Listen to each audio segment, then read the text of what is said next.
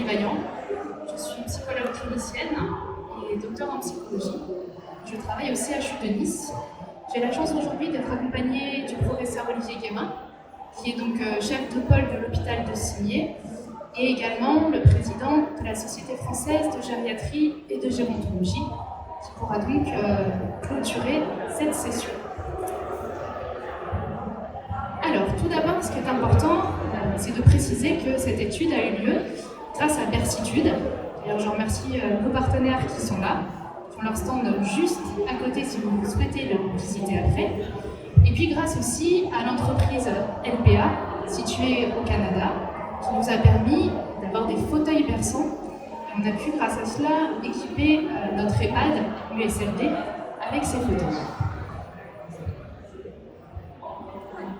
Alors, en introduction, ça me semble essentiel de rappeler certaines choses que nous connaissons tous, mais qui sont pour moi la base de toutes les interventions non médicamenteuses. Qu'il s'agisse de la thérapie par bercement, des approches noselaines, de toute autre approche, il est important de se rappeler que l'approche est basée sur l'environnement. Les personnes âgées avec des troubles cognitifs, qui présentent des troubles du comportement, peuvent être accompagnées en fonction de leurs besoins primaires. Et tout d'abord, je tiens à préciser qu'on ne commence jamais une approche non médicamenteuse sans être certain d'avoir vérifié ces besoins-là. Si la personne a suffisamment mangé, si elle a suffisamment bu, si elle n'a pas besoin de se reposer, s'il n'y a pas un autre trouble du comportement qui peut être causé par l'environnement. Donc ce qu'on sait, c'est qu'en EHPAD, les troubles cognitifs sont extrêmement fréquents. Vous voyez sur la diapo qu'on a plus de 90% des résidents en EHPAD qui présentent au moins un trouble du comportement. Et évidemment, ce qui est préconisé par la Haute Autorité de Santé, puis également par un rapport de l'ANESM, c'est en première instance, évidemment, de faire une enquête étiologique autour du trouble, trouver quelles sont les causes de ce trouble, et puis de tenter des interventions non médicamenteuses dans une approche globale. Alors pourquoi effectivement tenter les interventions non médicamenteuses? Si on peut éviter le recours aux psychotropes, je pense qu'on est tous d'accord dans cette pièce qu'on connaît les risques, notamment le risque de chute, le risque de confusion et d'effets iatrogènes. C'est pourquoi nous avons souhaité au CHU s'intégrer dans plusieurs interventions non médicamenteuses, dont le berceau. Alors pour présenter un petit peu notre établissement, donc l'étude pilote a eu lieu dans notre EHPAD USLD, comme je vous l'ai dit, qui a une capacité d'accueil de 101 lits, avec 40 lits d'EHPAD et 61 lits en USLD. Là, je trouvais que c'était sympathique de vous montrer un petit peu l'environnement de notre CHU, avec les différentes photos que vous voyez ici. Alors, comment s'est organisée la recherche autour de ThéraBerce? Eh bien, dans notre établissement, dans notre service, on a été nombreux à participer, et ça c'est pareil, c'est un élément qui me semble essentiel, de rappeler qu'on travaille en collaboration avec le pôle animation. Nos deux animatrices d'ailleurs ont fait beaucoup de choses pour nous accompagner et accompagner les résidents autour de ce protocole. Évidemment avec les gérontopsychologues de l'EHPAD USLD et les équipes soignantes qui ont été évidemment tout informées du protocole, qui ont pu tester avant de commencer l'intervention les fauteuils berçants. Et puis, d'un point de vue un petit peu plus recherche, évidemment, l'équipe médicale. Puisque je vais vous les présenter ensuite, nous avons des critères d'inclusion qui doivent être respectés pour pouvoir inclure donc, des résidents dans cette recherche. Et donc l'aventure ThéraBerce a commencé avec Bersitude il y a maintenant environ 3-4 ans. Nous nous sommes rencontrés et nous avons pu mettre en place les fauteuils dans notre EHPAD. Alors, les fauteuils berçants, vous avez là une illustration d'un des fauteuils avec une de nos stagiaires qui s'est fait prendre en photo sur cette illustration. On en a un total de 3 dans l'unité, avec 2 qui sont placés en attendant dans le salon, qui sont très efficaces aussi, puisque en dehors de l'aspect thérapeutique et du protocole de recherche, les fauteuils sont utilisés, et ça je tiens à le préciser, quotidiennement par les résidents. D'ailleurs, je vous ai mis là une petite citation qui est toute récente d'une résidente que j'ai pu rencontrer, qui était installée sur le fauteuil et qui a bien stipulé qu'elle, une fois par jour, tous les matins, elle va s'installer sur le fauteuil et elle évoque je précise, cette dame n'a pas de trouble cognitif, que se bercer est une activité importante pour elle et qui lui fait beaucoup de bien. Donc ces 2 fauteuils sont utilisés. Les objectifs de l'étude. Donc on a plusieurs objectifs que j'ai résumés ici. Le premier objectif, bien sûr, ça va être d'évaluer l'effet du bercement auprès des résidents, comme je vous l'ai dit, avec des troubles cognitifs et des troubles du comportement. Et puis on avait aussi un objectif secondaire à notre étude. On s'est intéressé à l'impact de la consommation, notamment de psychotropes et d'antalgiques, grâce au bercement. Pourquoi ? Parce que d'autres études qui ont été faites sur le bercement, sur la population âgée et d'autres populations, avaient montré justement un effet sur la réduction des prescriptions médicamenteuses. Alors le contexte, et c'est surtout ça que je voulais souligner, dans notre étude, on s'est intéressé à quelque chose que on connaît très très bien en EHPAD, qui s'appelle le syndrome vespéral. On sait qu'en EHPAD, on a beaucoup d'agitation à la tombée de la nuit. Les résidents sont beaucoup plus anxieux. On a beaucoup plus de troubles de l'ordre de l'agitation, de la déambulation. Et on voulait pouvoir apporter une réponse à ce trouble-là. Je vous ai mis quelques références de la littérature, mais je pense que par votre pratique clinique, vous connaissez déjà très bien ce syndrome. Et puis, si on s'intéresse aussi aux préconisations des approches non médicamenteuses, il semble que ce soit, en tout cas, un des engagements de tous les établissements et de tous les EHPAD d'aller vers le non médicamenteux pour soulager ces troubles. Alors, au sein du CHU de Nice, il y a différentes choses qui ont été faites autour des approches non médicamenteuses de ces interventions-là. J'en ai résumé quelques-unes sur cette diapositive-là. On a par exemple mis en place des chariots snozélènes pour les pas du SLD, la médiation animale, des chariots d'activité flash pour gérer les troubles du comportement. On a aussi d'autres études actuellement sur la réalité virtuelle, les principes de réminiscence pour mieux accompagner les personnes avec des troubles de l'humeur. Et ça aussi, je tiens à le souligner, ce qui est important, c'est qu'on a des gérontopsychologues dans le service qui sont vraiment formés dans un master de psychologie clinique et gérontologie à l'accompagnement des personnes âgées, à la communication avec les personnes âgées. Donc finalement, Theraverse s'inclut parfaitement dans la volonté de notre établissement et de notre service EHPAD USL. Après, je ne reviendrai pas là-dessus, mais évidemment, la formation des professionnels est également très importante. Alors, juste très rapidement, je ne vais pas vous lire la diapo dans le détail, mais ça me semblait important de se centrer un petit peu là-dessus. C'est évidemment la crise Covid. Elle a eu un impact aussi majeur dans nos EHPAD, et on sait, d'après la littérature, c'est une carte de la France et des EHPAD qui ont été les plus touchés, mais que celle-ci a généré des troubles dépressifs, a généré plus d'agitation, et dans certains établissements, plus de troubles du comportement. Le sens des interventions non médicamenteuses, là, est pour moi plus important que jamais. Voilà, là je vous ai mis juste une petite référence, mais en regardant dans la littérature, on trouve énormément de choses, avec plus de troubles du comportement depuis le début du confinement, plus de troubles cognitifs aussi, donc on a vraiment un impact majeur. Et malheureusement pour nous, pour Theraverse, il est vrai que l'étude a dû être interrompue un petit moment puisqu'il y a eu un arrêt de toutes les études cliniques. Ça me semblait important de vous le dire aussi. Les psychologues ont été déployés, comme vous le savez, dans les services et ont pu soutenir les équipes dans cette période difficile. Juste une petite illustration très rapidement, mais des activités, des interventions qu'on met en place dans notre EHPAD. Avec là, vous voyez la médiation animale et à côté, une séance snozélène avec un chariot snozélène. Donc maintenant, pour résumer un petit peu, qu'est-ce que nous dit la littérature sur les interventions non médicamenteuses avec le versement? Donc là, j'ai cité une des études les plus importantes, il me semble, qui date de 1998, qui vous montre, comme vous pouvez le lire, une amélioration de l'anxiété et de la dépression, du repli sur soi, une diminution des comportements irritables, un meilleur équilibre postural, faciliterait l'autonomie, et une diminution, comme je vous disais tout à l'heure, de la prescription médicamenteuse. En sachant que cette étude a été réalisée sur 25 personnes avec un temps de versement, ça aussi c'est important pour en prendre en compte, d'environ 101 minutes.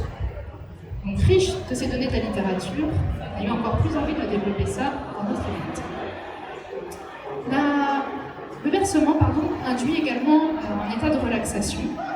D'ailleurs, je vous invite vraiment à aller tester nos fauteuils sur le stand à côté, puisque vous verrez que lorsqu'on se berce ne serait-ce que quelques minutes, on constate déjà qu'on se sent mieux et le corps commence à lâcher un peu prise.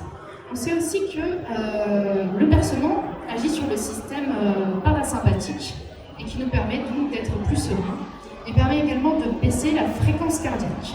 Ça, ce sont des données qui sont aussi intéressantes. Alors revenons un petit peu à la méthode. Tout à l'heure, je vous parlais de critères d'inclusion dans notre protocole. Alors je les ai notés dans ce tableau.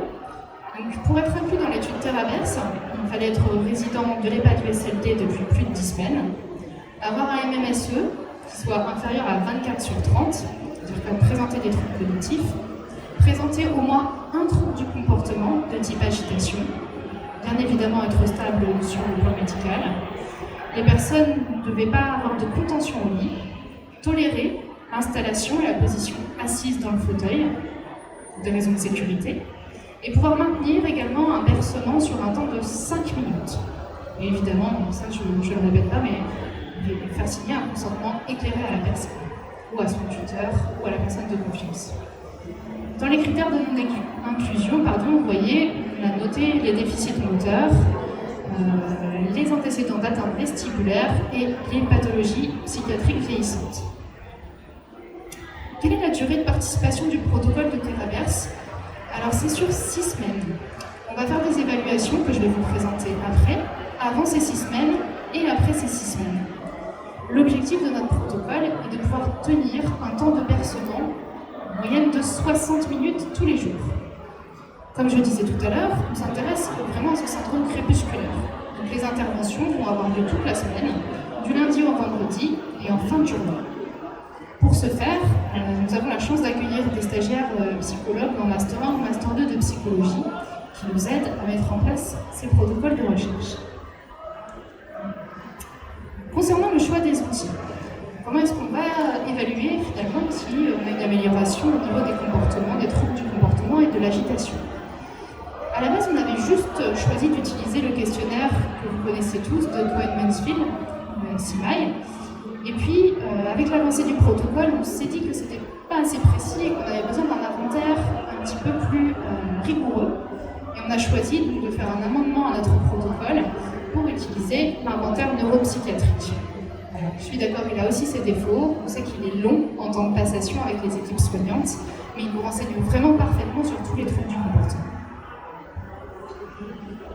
Donc là, très rapidement, c'est juste pour vous montrer un exemplaire si vous n'avez plus les items en tête, mais là, à gauche de l'image, vous avez l'inventaire neuropsychiatrique, donc il évalue vraiment tous les troubles du comportement, et vous voyez, on a aussi un item qui s'intéresse à l'agitation et à l'anxiété. Ce qui est pertinent avec cet outil, c'est qu'on va évaluer la fréquence du trouble, la gravité, et quelque chose que je trouve encore plus pertinent, à ma connaissance qui n'existe que dans cet inventaire-là, c'est le retentissement et la charge qu'a le trouble du comportement sur les équipes soignantes. Et puis à côté, l'inventaire de Cohen-Mansfield d'agitation, vous voyez, qui regroupe les différents types d'agitation des résidents. On a aussi un aspect qualitatif dans notre protocole où on va s'intéresser à la qualité de vie des résidents. On a créé une échelle d'observation que les psychologues et les stagiaires psychologues vont remplir à l'issue de chaque séance. Et puis on s'est posé aussi une question. Au début du protocole, les échelles d'évaluation étaient simplement remplies par un soignant qui s'occupait régulièrement de la personne, qui l'accompagnait, qui connaissait bien le résident. Et puis on s'est dit que finalement là on aurait peut-être un biais.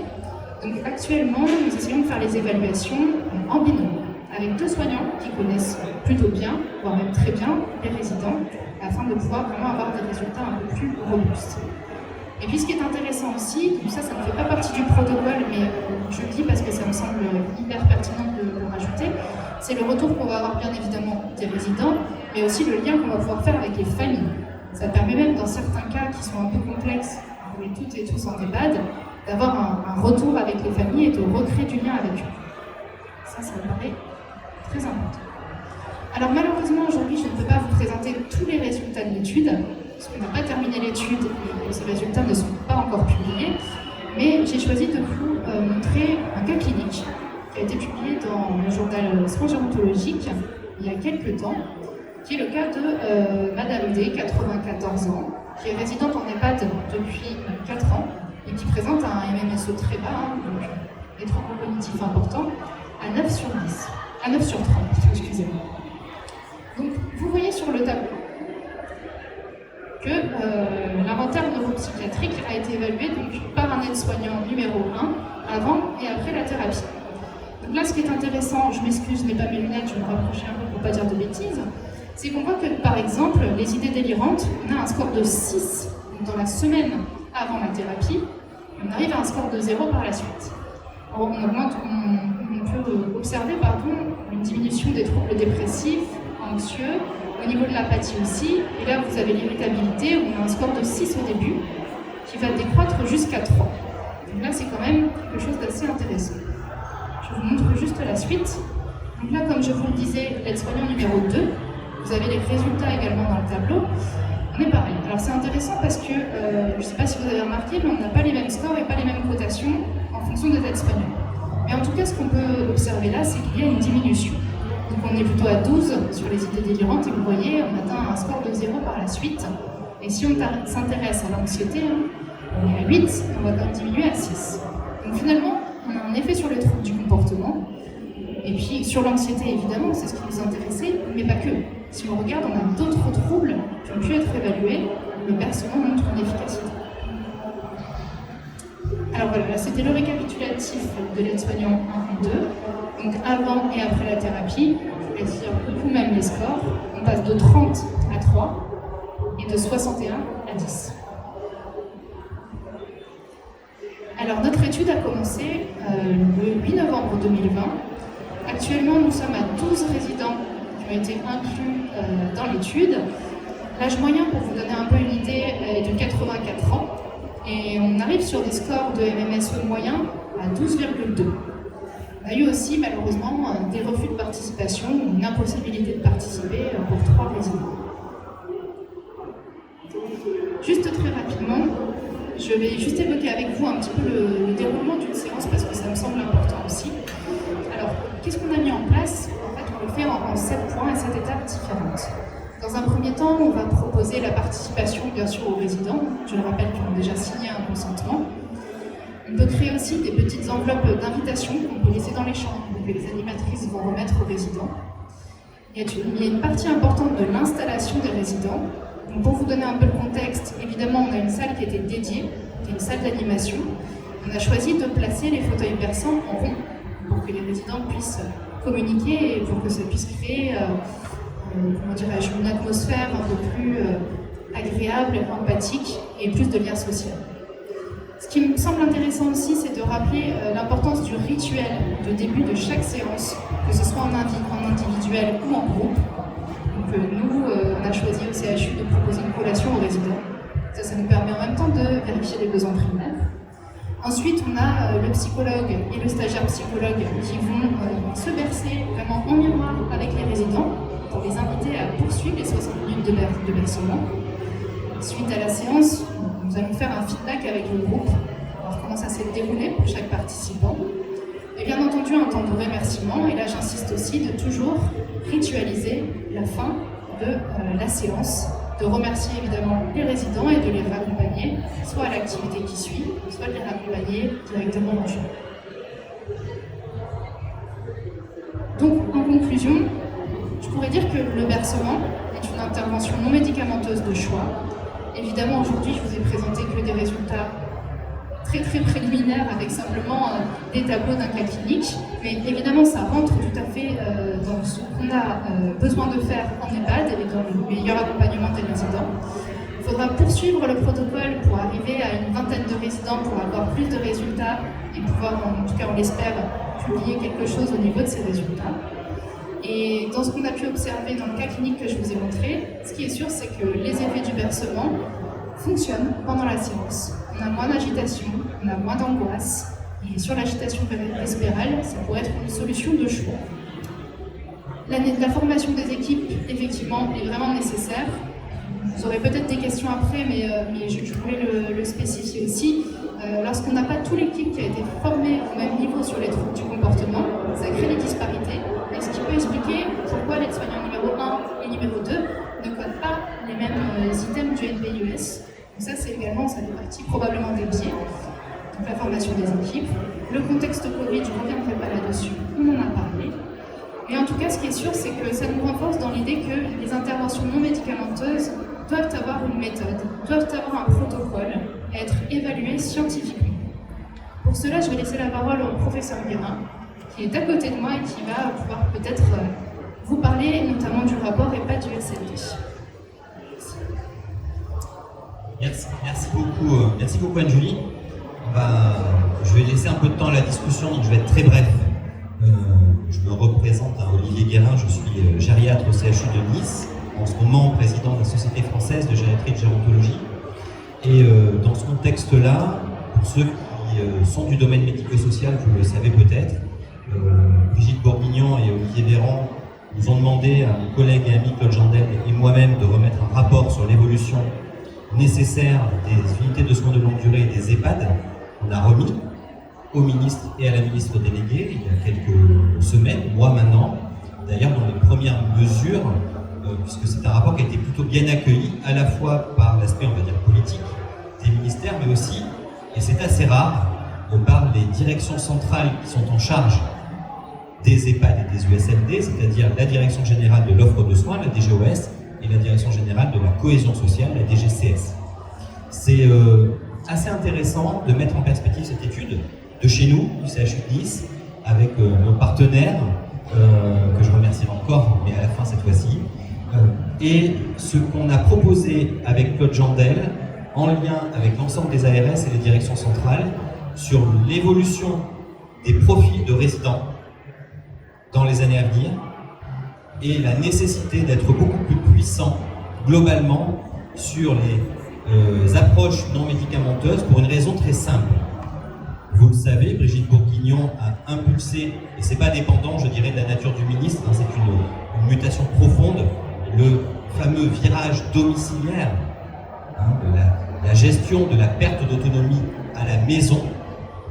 Et quand on voit l'évolution de la dégradation cognitive dans les années à venir, vous avez vu les chiffres de l'OMS hein, sur la prévalence des troubles neurocognitifs dans les 20 prochaines années, qui seront encore plus importants, en grande partie liés évidemment au vieillissement de nos concitoyens.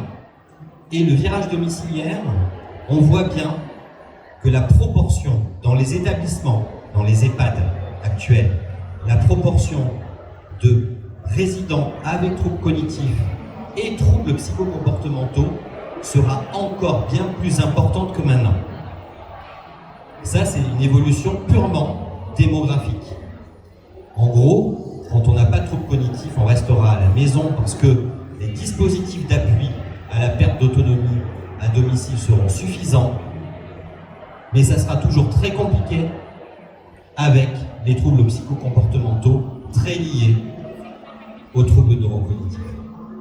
Donc cet enjeu clé de la bonne gestion des troubles psychocomportementaux en établissement est un enjeu vital, à la fois pour maintenir nos équipes dans les établissements, parce que ce sont des éléments de souffrance pour nos équipes du médico-social, et des risques de mauvaise gestion, donc de perte de qualité de vie pour nos résidents.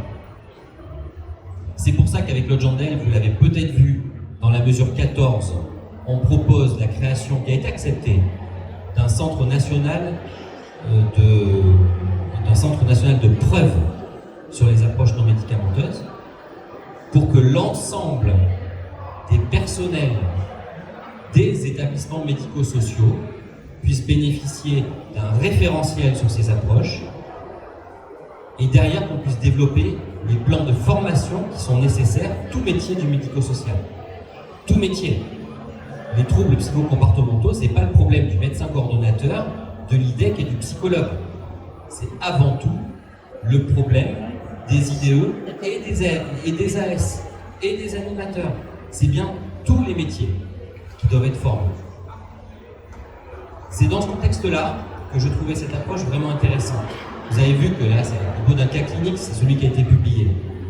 Mais c'est assez impressionnant finalement l'effet qu'on a. Et ce qu'on veut, c'est que l'ensemble des troubles psychocomportementaux perturbateurs en établissement ne soient plus pris en charge, et en tout cas plus jamais en premier lieu, par de la prescription. de psychotropes. Plus jamais. Mais ça nécessite, 1, de savoir ce qu'il faut faire, 2, d'avoir formé l'ensemble des personnels, en leur expliquant que c'est un gain de temps et non pas une perte de temps, parce que pour ceux qui travaillent en médico-social, on sait très bien que ce qu'on nous oppose toujours, nos équipes nous opposent, c'est on n'a pas le temps. Alors dans le rapport EHPAD-USLD, vous avez vu qu'il y a un renforcement très fort du nombre de soignants auprès du résident aussi. Et tout doit être fait ensemble. Mais au-delà du renfort du nombre qui est nécessaire, du renfort de la compétence qui est nécessaire, c'est surtout un changement de culture qui fait comprendre que prendre en charge un trouble du comportement par des approches non médicamenteuses prouvées, c'est avant tout un gain de temps et de qualité de vie pour les soignants comme pour le résident. Donc au-delà de cette petite étude, avec nos partenaires, vous voyez à quel point c'était important de travailler avec vous, c'est tout ça qu'il y a derrière. Et c'est tout ça qu'il faut qu'on intègre tous comme culture de fonctionnement. Et notre idée, c'est évidemment que pour faire avancer la culture de fonctionnement, il faut aussi mettre le cercle réglementaire qui va avec. Et ça, c'est la déclinaison dans la loi et la réglementation, notamment de cette mesure 14, mais des autres aussi, du rapport EHPAD-USLD. Je suis à votre disposition et je pense que vous l'avez peut-être lu, sinon lisez-le, hein. Il est public évidemment ce rapport. Et vous le retrouverez par exemple sur le site de la Société française de gériatrie et de gérontologie. Encore merci à vous et j'espère que ça vous donne la perspective au-delà de cette étude sur le versement, de voir son efficacité et de voir que finalement c'est bien plus puissant que le Risperdal. Merci à tous.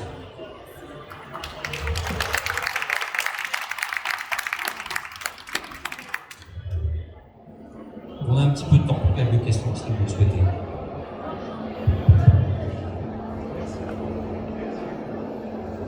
Je crois qu'il y a le micro qui arrive. Merci pour votre communication, c'était très intéressant. Je pense que l'emplacement où on va mettre ce type de fauteuil peut être aussi un des facteurs de réussite. Je pense qu'on peut peut-être, je ne sais pas s'ils se déplacent facilement, si on peut les mettre en chambre en individuel ou les mettre dans un espace snooze-alone dédié. Excellente question, oui, tout à fait. C'est vrai que je n'ai pas rebondi sur cette question-là, mais oui, il se déplace très très facilement. Actuellement, nous, on en a un qui reste dans la chambre d'une résidente où elle l'utilise toujours. Mais effectivement, le lieu, en tout cas pour le protocole, va être déterminant. Et nous, on a choisi vraiment une salle, d'où l'importance d'avoir prévenu toute l'équipe, parce que sinon vous êtes dérangés toutes les 2 minutes par quelqu'un qui rentre, par des bruits aussi. Ça va paraître très bête, mais des portes qui claquent, ça va forcément avoir un effet sur les résidents. Et puis le lieu est important et les fauteuils se déplacent tout à fait facilement. Après, vous avez parlé de temps moyen de 101 minutes. Oui. Si j'ai bien... Oui. Donc, on les répartit dans la journée Alors, le temps moyen de 101 minutes, c'était sur une étude qui a été réalisée en 1998 et qui a montré un effet. Nous, 101 minutes, on s'est dit que c'était un petit peu beaucoup, surtout sur une étude pilote. Donc, nous, on les répartit vraiment tous les jours, en fait, en fin d'après-midi. On va rester non pas 101 minutes, mais 60 minutes, 1 heure. Moi, on va essayer avec les résidents d'avoir ce temps-là de versement d'1 heure, si possible, sans rupture. En tout cas, on les accompagne, on joue un peu sur l'axe motivationnel aussi, qu'ils puissent continuer à se verser sur 60 minutes, du lundi au vendredi. Et dernière question, on n'avait pas eu d'appréhension de certains résidents quand ils s'installaient, s'il y avait une sensation de déséquilibre ou de... Oui, alors ce qu'on a fait aussi avant le protocole, c'est qu'on a essayé avec les résidents et le médecin, du coup, parce qu'il fallait qu'on teste nos critères d'inclusion, d'être capable de se maintenir seul et de se bercer seul, d'avoir les pieds et les orteils qui touchent bien le sol. Donc en fait, on essaye avant le protocole 1, 2, voire 3 fois si nécessaire, d'installer vraiment le résident, de l'inviter un petit peu à se bercer pour pas qu'il fasse la découverte d'un coup, parce que là du coup ce sera anxiogène pour les résidents. Mais non, pour répondre à votre question, on n'a pas eu de souci par rapport à ça. Une question au professeur Guérin, c'est est-ce qu'on va pas retrouver les USLD de plus en plus par rapport aux EHPAD? Pardon, est-ce qu'on va retrouver pas retrouver une augmentation du nombre de lits USLD alors qu'il y a quelques années, on avait notamment diminué nos lits d'USLD? Ce qui était, à mon sens, pas forcément la meilleure chose à faire, mais bon, ça a été fait. En fait, ce qu'on constate avec Claude, quand on regarde la répartition des profils des profils cliniques, hein. C'est que le transfert a été fait sur les EHPAD. On a des patients de SLD qui sont des résidents d'EHPAD. Comme on ne peut pas revenir en arrière, et c'est le sens de la mesure 1, parce qu'à la base c'était surtout sur les USLD que vous avez demandé notre avis, Olivier Véran. C'est bon, on a le parc USLD, on va en transformer une partie plutôt en unité de soins prolongés continus, parce que c'est plus logique donc, de renforcer, de mettre que du sanitaire, c'est-à-dire on n'est plus sur du tripartite, et par contre de renforcer les EHPAD, puisque il faut renforcer le soin pour permettre plus de vie. C'est le sous-titre du rapport, parce que les anciens patients du SLD sont désormais des résidents d'EHPAD, et qu'il faut renforcer les équipes des EHPAD, puisque c'est là qu'ils sont désormais. Voilà, c'est vraiment ça la philosophie du rapport.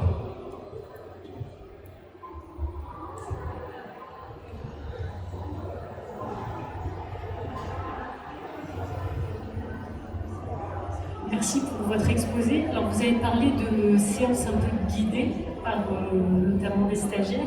Est-ce que ça veut dire que pour le cours, toutes les séances doivent être guidées, auquel cas on va vite quand même se retrouver confronté, toujours pareil, aux moyens humains?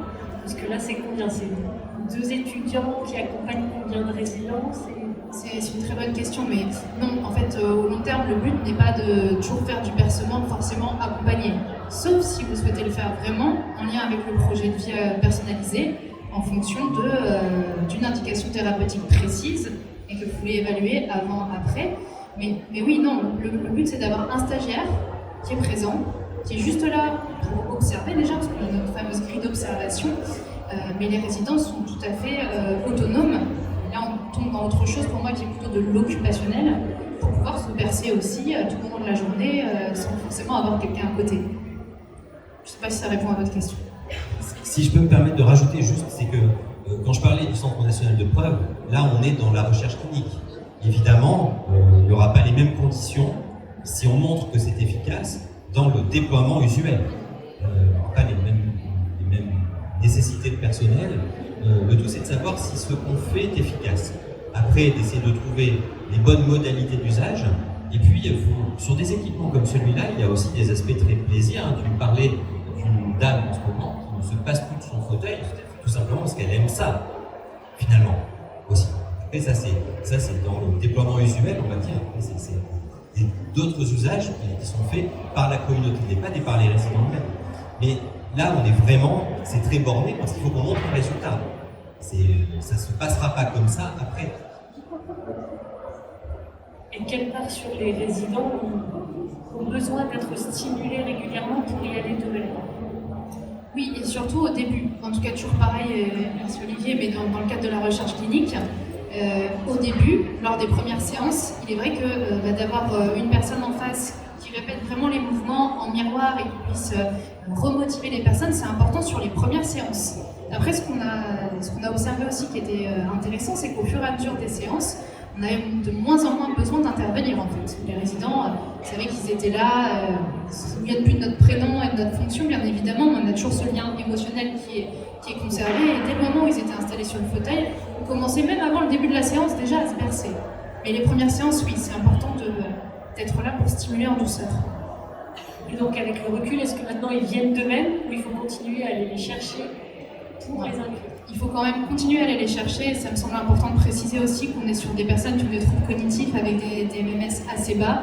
Donc, et puis pour moi, ça fait partie aussi du soin, de l'accompagnement et de la partie humaine qu'on veut absolument garder dans ces interventions-là. D'aller chercher la personne, de lui proposer de venir, de faire une réelle invitation, c'est quand même très très important à mon sens.